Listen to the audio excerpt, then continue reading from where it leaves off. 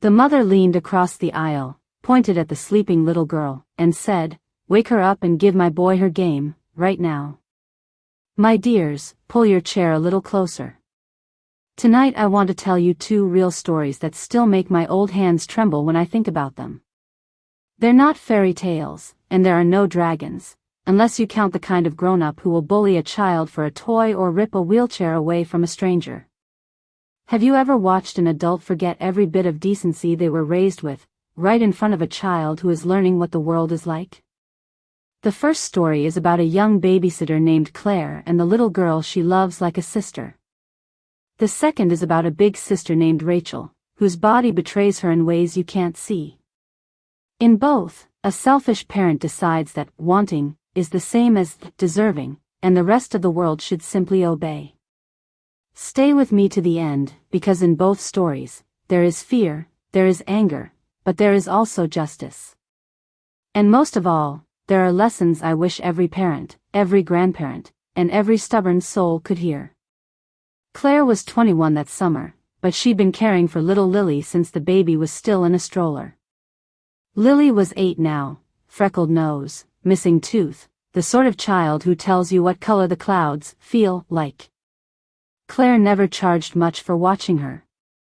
She had another job that paid the bills. Babysitting was her joy, her weekly dose of giggles and Barbie dolls. "I'm not here to get rich," she always said. "I'm here because I love that kid." Do you remember a child in your life like that, one you protect without even thinking about the cost? One Saturday, Lily's mother gave them a little envelope of money and said, "Girls, go have an adventure. Take the coach into the city, see the shops, get ice cream. Call me when you're heading home." Claire packed snacks, tissues, and an old handheld game console she'd had since middle school. It was scratched and a little faded, but the racing game on it still made Lily squeal with delight. They liked taking the discount coach instead of the train. It was slower, but cheaper, and the drivers recognized them. There were always 2 drivers on that route, one steering, one keeping an eye on the passengers and the tickets. That morning, the sky was just turning from gray to blue when they climbed aboard, choosing seats near the front. Claire strapped the little game around Lily's wrist so it couldn't slip to the floor. Lily settled in with her headphones, tiny thumbs tapping away, completely absorbed. That was when trouble climbed on board. It usually does quietly, you know, just another pair of shoes on the steps, another ticket torn. Behind them sat a woman in her 30s and a boy of about 10. We'll call him Jason. At first, there was nothing remarkable about them. The boy sighed, fidgeted, kicked his feet. The mother scrolled through her phone. Typical, Claire thought. Until Jason spotted the game. His eyes locked onto it like a crow onto something shiny. He leaned forward, practically breathing down Lily's neck. "I want to play that," he muttered, loud enough for his mother, and Claire, to hear. The mother didn't say, "Ask nicely." She didn't even say, "Wait." She just shrugged and waved a lazy hand. "Go on then," she said. Have you noticed how some parents treat other people's things as if they're sitting on a community shelf? Jason didn't tap Claire on the shoulder. He didn't speak to Lily. He simply lunged. His hand shot over the seat, grabbed for the handheld, and yanked. The safety strap jerked against Lily's wrist, twisting her little hand. She gasped in pain. Claire reacted like lightning. She put her hand over Lily's and held the device firmly. "Hey," she said, voice steady. "That isn't yours." Jason scowled. "My mom said I can play." Claire turned, meeting the woman's eyes. "Ma'am, he needs to ask. This is her game, and she's using it." The mother glanced up with an expression I've seen too many times, annoyed at being inconvenienced, offended by boundaries. "He just wants a turn," she said. "Let him have it. She can share." "Sharing is wonderful," Claire replied, "when the owner of the toy decides to share. Right now she's playing. Maybe later. You would think that would be the end of it, wouldn't you? Jason's face crumpled, then hardened. He slumped back but began kicking the underside of Lily's seat. Thump. Thump. Thump. Lily shrank down, trying to focus on her game, but her shoulders hunched with every kick. Please stop, she whispered over her shoulder. He kicked harder. Claire leaned around again. Jason, that's enough. If you keep doing that, I'll have to talk to the driver. The mother snorted. If he's bored, just give him the game. Problem solved. Wasn't it strange, Claire thought, how some people truly believe that bad behavior should be rewarded, not corrected? She unbuckled Lily and moved her to the seat across the aisle. We'll sit here, honey, she murmured. Then she walked to the front to speak to the off-duty driver, who recognized them and nodded gravely as she explained. As Claire turned back, she heard a sharp cry. Let go. Lily's thin voice sliced through the quiet bus. Jason had followed them. He stood in the aisle, one hand yanking at the game, the other tangled in Lily's hair. The strap dug into her wrist as he twisted, trying to rip the game free. Claire's heart slammed against her ribs. She sprinted down the aisle, grabbed the device with both hands, and tore it out of his grasp. The boy's eyes flooded with tears. His mother shot to her feet. You made him cry, the woman shouted. He was playing with that. Ma'am, the second driver said as he approached, that child was attacking a passenger and trying to steal from her. Go sit in the back. Now. He guided the woman and her son to the very last row, separating them from Claire and Lily. She protested all the way, insisting her baby was the victim. But the driver was firm. Lily clung to Claire, sniffing into her sleeve. He pulled my hair, she murmured. He hurt my arm. Claire checked her wrist. It was red and a little swollen, but not broken. I've got you, she whispered. He's not coming near you again. You can probably feel the heat rising in your own chest, can't you? What would you have done if that were your grandchild? The rest of the ride into the city was tense, but uneventful. The two drivers kept a close eye on the back row, and Claire focused on making the day as normal as possible for Lily. They wandered through stores, tried on silly hats, bought fabric for the sewing projects they liked to tackle together on rainy afternoons. For a few hours, they almost forgot about Jason and his mother. But the trip home would turn into something neither of them would ever forget. That evening, they returned to the coach stop early, as they always did. Lily picked out seats near the front again. Several couples were already aboard, chatting softly. The drivers checked tickets, then one of them frowned. We're 2 passengers short, he called. We have to wait a few minutes. Company policy, if you promised someone a ride, you waited, or you documented that they'd declined it. Claire sighed but settled in, letting Lily show her the day's treasures. 5 minutes passed. Then 10. Then 15. Finally, at nearly 45 minutes past departure time, the missing pair strolled into view, Jason and his mother, each holding a dripping ice cream cone, walking as if the world were on their schedule. Have you ever seen someone keep a whole room waiting, then act as though it's their right? They were stopped at the door. No messy food on the coach, the driver reminded them. They licked slowly, rolling their eyes, then finished just outside before boarding, of course choosing seats once again right behind Claire and Lily. The other passengers muttered. One older gentleman checked his watch with a pointed sigh. But the driver still did a careful head count, recorded the delay, and finally pulled away from the station. Not long into the trip, he left the wheel to his partner and returned to Jason's mother with a clipboard. Ma'am, he said, our logs show you caused a 45-minute delay. The company will be billing you a fine for that. Her face twisted. A fine? For what? enjoying our day. No one told me anything about a fine. It's in the terms you agreed to when you booked, he replied, calm.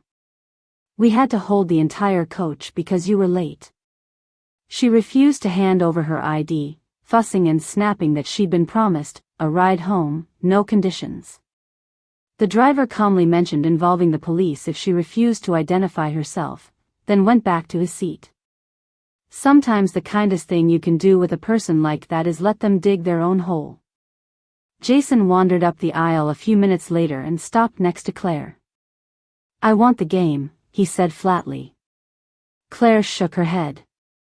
We talked about this morning. The answer is still no. He shuffled back, pouting. Outside, the sky darkened from purple to black as the highway lights flickered past. Lily, worn out from the long day, curled across the two seats, her head resting in Claire's lap. Claire draped her jacket into a little pillow under the girl's cheek and let Lily hold the game loosely, the strap still around that small wrist. Within minutes, the child was asleep. Claire turned off the game screen to keep the light from bothering other passengers. She couldn't slip it off without waking Lily, so she simply let it rest there while she checked her phone. That was when a shadow fell across her. Jason's mother stood in the aisle, leaning over them. She's asleep, the woman said. She doesn't need that now. Give it to my son. Claire's voice stayed low. No. It belongs to me, and Lily's using it when she's awake. You're a grown woman, the mother scoffed. You're too old for that thing. Don't be selfish. He wants it. Wanting something doesn't mean we're allowed to take it, Claire replied. Please, don't wake her. We've had a long day. The woman's voice rose. What gives you the right to say no? Have you ever noticed that the people who ask that question never wonder what gives them the right to demand? Claire answered carefully. The right comes from this, it's mine. She nodded toward the front. If you keep bothering us, I'll ask the drivers to help again. One of the drivers turned, having heard the raised tone, and gave the woman a firm look. She huffed and retreated several rows back with Jason. Claire exhaled, stroked Lily's hair, and tried to relax. But some storms don't pass, they just circle around, looking for a weaker fence. A few minutes later, Claire felt the lightest brush against her calf, like a small hand or a stray bag. At first she assumed Lily had shifted. Then Lily exploded upward with a scream that seemed to split the night in two. Claire's phone nearly flew from her fingers. She looked down and saw Jason's face between her knees. He had crawled underneath the seats from behind and popped up right in front of Lily, reaching toward the game still wrapped around her wrist. The child's terrified cry startled the driver, who steadied the wheel and pulled over at the first safe spot on the shoulder. The coach shuddered to a halt. Passengers gasped, someone swore under their breath. The drivers rushed down the aisle. Jason burst into loud, choking sobs. His mother sprang to his defense, voice climbing higher and higher. You scared my baby. You made him cry on purpose. Ma'am, one driver demanded, why was your son under their seats? Because he can do what he wants, she snapped. He just wanted that toy. That girl shrieked in his face. Lily was shaking so badly she could hardly speak. Claire gathered her close, feeling her own anger like a drum in her ears. He keeps trying to take our things, Claire said. He grabbed her hair this morning. Now he crawled under our seats while she slept. She woke up to a stranger's face inches from hers. You tell me, what would your heart do if your grandchild woke to a strange boy between her knees on a dark bus? Jason lunged again toward the game, driven more by habit than malice now. Claire's patience snapped. She pushed him away, not hard enough to hurt him, but firmly enough that he stumbled back against his mother. In her gut, she knew she shouldn't have touched him at all. But in that moment, protecting Lily felt more urgent than everything else. The driver stepped between the families. "Enough," he barked. "Everyone back to their seats. We will sort this out at the terminal, with the police." Jason's mother was wild-eyed. "You'll all be sorry," she hissed. "I'm calling the police right now. They assaulted my child, they're stealing his toy, they're ganging up on me." She turned away, already spinning her story into something unrecognizable, whispering frantically into her phone. Claire listened for a moment, realizing the woman was painting herself and Jason as trapped, terrified victims surrounded by dangerous strangers. She felt sick. If you've ever had someone lie about you with such confidence, you know how dizzy it makes you. She walked to the front and quietly told the drivers, "She's calling the police, but she's changing details." They nodded grimly and radioed their dispatcher, explaining what had happened and requesting officers to meet them when they arrived. Meanwhile, Claire had to send a message no babysitter ever wants to send: "We're safe, but there's been trouble on the bus. Police will be at the station. We'll be late." She kept the words short so Lily's mother wouldn't imagine anything worse than what had already happened. They rode the rest of the way in strained silence. Lily, brave little thing, eventually picked up the game again with trembling fingers, more for the comfort of routine than for entertainment. Claire kept one arm around her shoulders the whole time. When the coach finally rolled into the terminal, there were patrol cars waiting, as well as an ambulance just in case. An older man stood near them, and beside him, Lily's mother, eyes locked on the bus door, her worry plain even in the harsh overhead lights. As soon as Lily saw her mother, she bolted, launching herself into those open arms. Claire followed more slowly, her own knees suddenly weak. Officers separated everyone. Jason and his mother went to the ambulance for questioning, Jason still sniffling dramatically. Claire, Lily, the couple who had intervened, and the drivers were all interviewed one by one. Now, here's where modern life sometimes helps the innocent. The coaches had security cameras. The drivers requested the footage, and soon the officers were watching Jason's repeated attempts to yank the game away, the hair pulling, the crawling under seats. Not a single frame matched his mother's frantic, embellished story. The mood shifted. The questions changed. Jason's mother went from puffed up and righteous to pale and tight-lipped.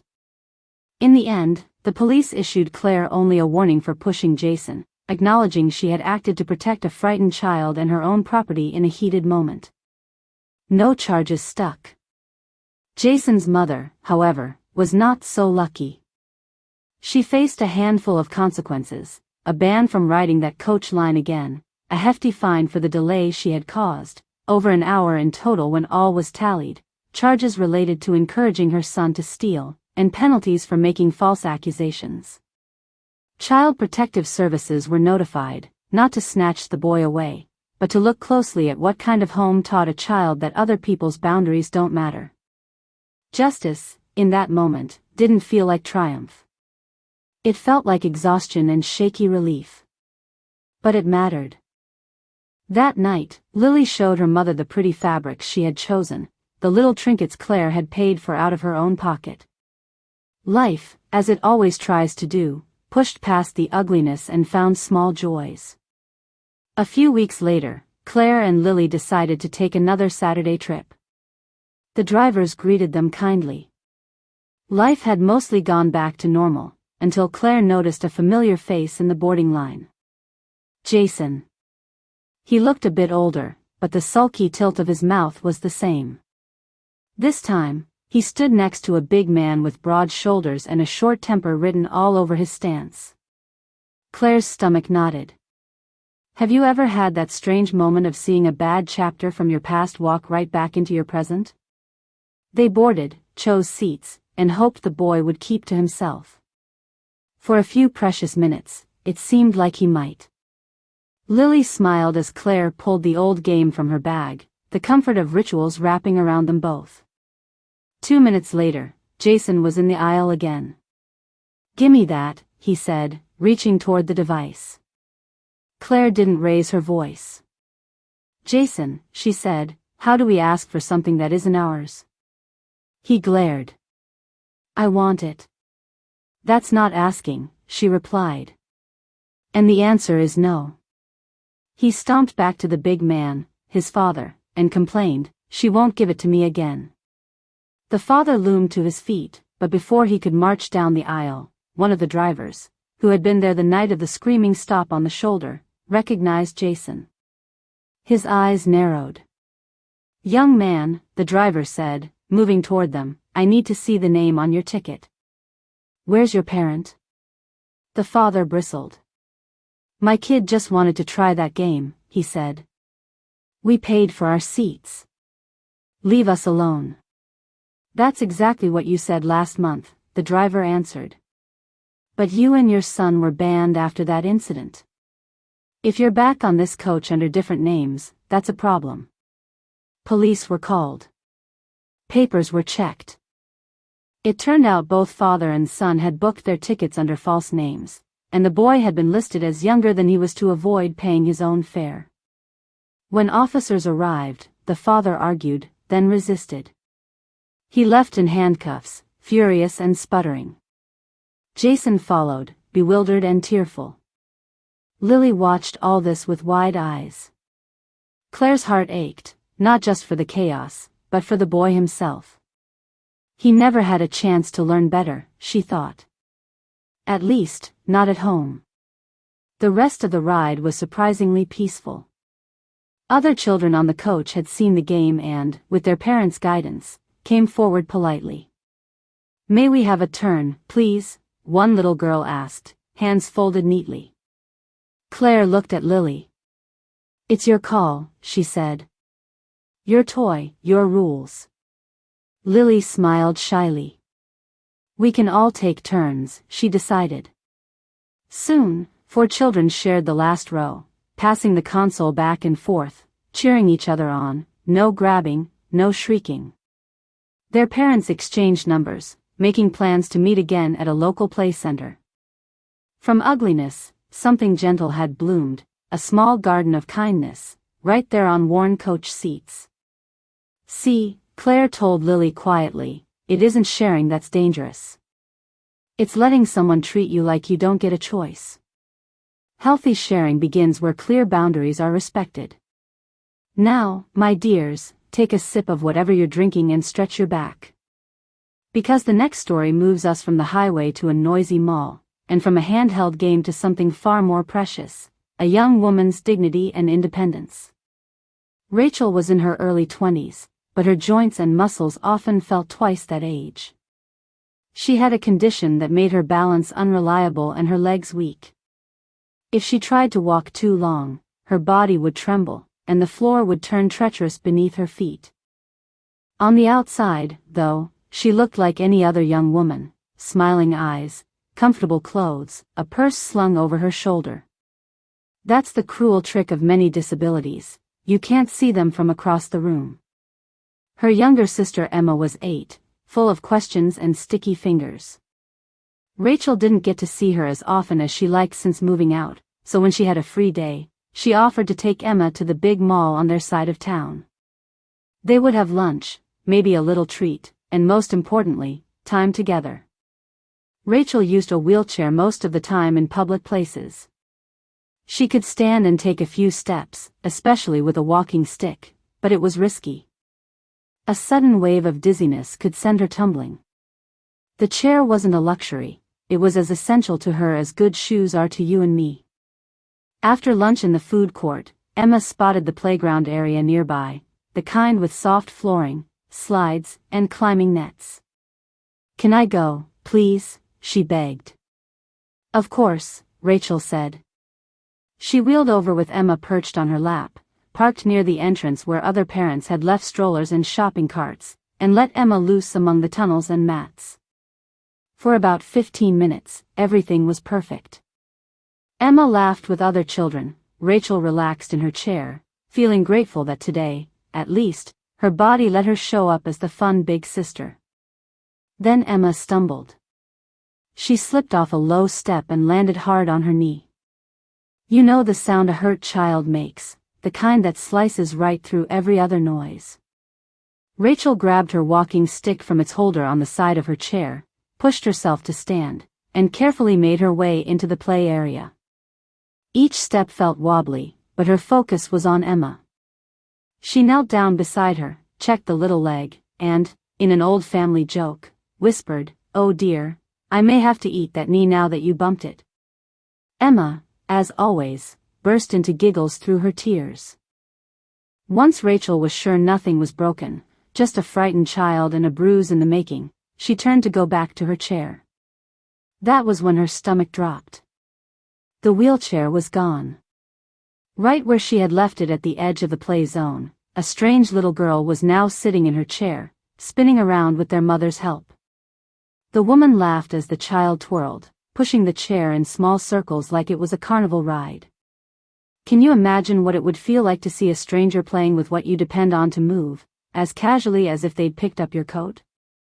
Rachel, standing without support, could feel her muscles already complaining. She walked over, leaning heavily on her stick. "Excuse me," she said, breath a little short. "That's my wheelchair. I need it back." The woman glanced at her, eyes sliding up and down. "But you can walk," she said, frowning, as if Rachel had been caught in a lie. "Yes," Rachel answered, a little. "Not safely for long. I still need my chair." The woman's voice grew loud enough for nearby parents to hear. "You don't need it. You just want it. My daughter saw it and wanted a turn. Don't be dramatic." Rachel was startled into silence for a moment. "I have a disability," she said finally. "I can stand for short periods, but walking much or being without support isn't safe." "Then tell me what's wrong," the woman demanded. "If you really need that thing, you should be able to explain it. Do you hear the cruelty in that, my dears? As if someone must submit their medical records to a stranger in a food court just to be allowed to keep their own equipment." "My medical history is not your business," Rachel replied, jaw tight. "Please put your child down so I can sit." The girl slid reluctantly off the chair. Rachel set her walking stick back in its holder and lowered herself into the seat with a sigh of relief and pain. As she wheeled away toward the table where their bags sat, the woman's voice chased her. "She's faking it," the woman muttered, making sure everyone around could hear.